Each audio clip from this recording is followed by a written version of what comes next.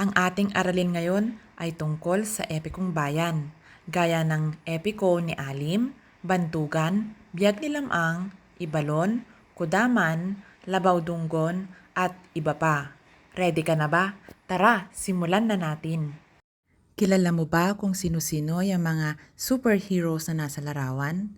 Nandyan si Captain Barbell, Darna, si Elastic Man, at iba pa.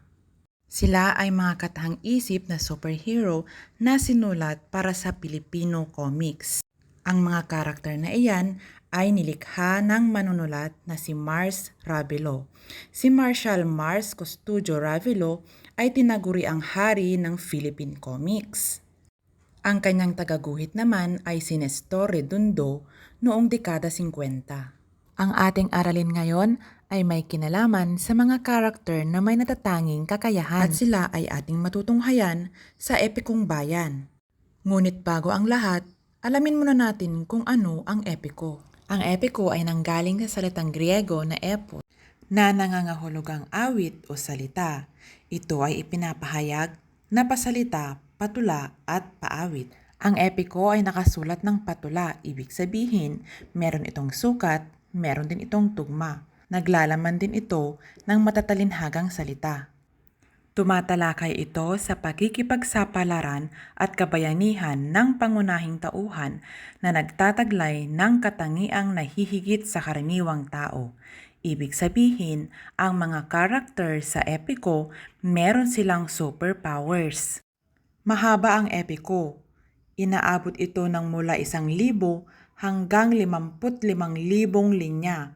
Kaya kapag itinatanghal ito sa entablado, umaabot ito ng ilang oras o kaya din naman ay ilang araw. May layunin din ang epiko. Isa na dito ang magpanatili sa kultura at kasaysayan, pati na rin ang pagtuturo ng mabuting asal. Ngayon ay pag-usapan natin ang tatlong katanungan na ito. Una, ano ang katangian ng isang epiko?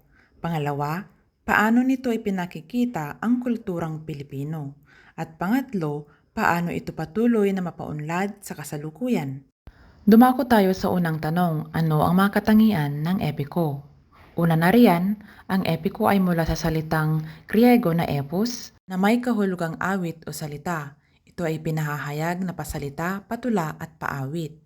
Tumatalakay ang epiko sa pakikipagsapalaran at kabayanihan ng pangunahing tauhan. Nga natin kanina na ang mga tauhan doon ay mayroong superpowers. Napakahaba din ng epiko, umaabot ito ng ilang araw kapag ito ay itinatanghal. Layunin din ng epiko na mapanatili ang ating kultura at kasaysayan. Gayon din ang magbigay aral na maaari nating magamit sa tunay na buhay. Sa ikalawang tanong, paano nito ipinapakita ang kulturang Pilipino? Ang epiko, nagpapahayag yan ng paniniwala at relihiyon. Naglalarawan din ng katangiang panlipunan, pamumuhay at tradisyon, pagpapahayag ng kaugalian sa pamilya at komunidad, nagpapakita rin ng moral na aral at edukasyon at inilalarawan ang sistemang pamamahala at batas na umiiral sa bahagi ng ating bansa kung saan nagmula ang isang epiko.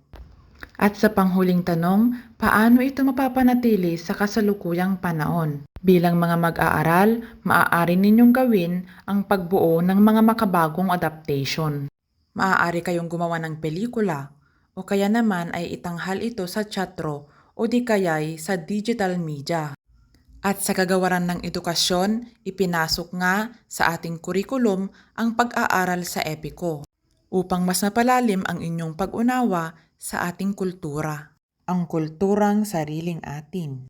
At dyan nga nagtatapos ang ating aralin. Sana ay naging kapaki-pakinabang ang ating sesyon at nakatulong sa inyong pag-unawa sa paksa. Tandaan na ang pag-aaral ay isang patuloy na proseso, kaya't huwag kalimutan na balikan ang mga pangunahing konsepto na tinalakay natin. Maraming salamat sa inyong pakikiisa at pagsubaybay sa video lesson na ito. Hanggang sa muli, patuloy na mag-aral, magsikap at huwag kalimutang magsaya sa bawat hakbang ng inyong pagkatuto. Magandang araw!